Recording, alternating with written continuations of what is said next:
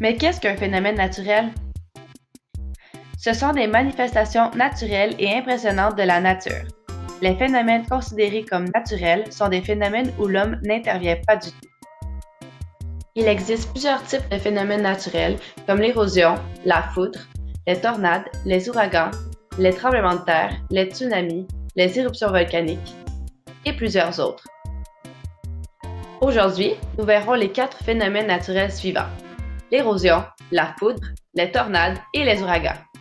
Pour commencer, mais qu'est-ce que l'érosion?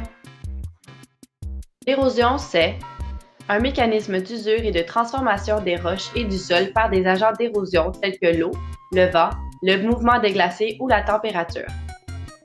L'érosion peut être causée par plusieurs facteurs que l'on nomme agents d'érosion. Le premier se nomme l'érosion par l'eau, qui est due aux vagues qui frappent constamment les berges. Le deuxième facteur est l'érosion par la glace et les glaciers. Par exemple, une moraine est un amas de débris minéraux qui ont été transportés par un glacier ou une nappe de glace. Le troisième facteur est l'érosion par le vent. En effet, les débris que le vent souffle causent aussi de l'érosion par frottement. Ils usent, polissent les surfaces et appauvrissent les sols. Le quatrième facteur est l'érosion par la gravité. Le ruissellement, les avalanches et les glissements de terrain en sont des exemples. Le cinquième facteur est l'érosion par la température, comme le gel et le dégel. Finalement, le sixième facteur est l'érosion par l'action de l'homme. Par exemple, la déforestation, l'agriculture, l'urbanisation et le transport ont pour effet d'accélérer l'érosion. Maintenant, parlons de la foudre. C'est un phénomène naturel de décharge électrique. La foudre peut se produire soit à l'intérieur d'un nuage d'orage, entre 2 nuages d'orage ou entre un nuage d'orage et le sol ou un objet. Les étapes de formation de la foudre.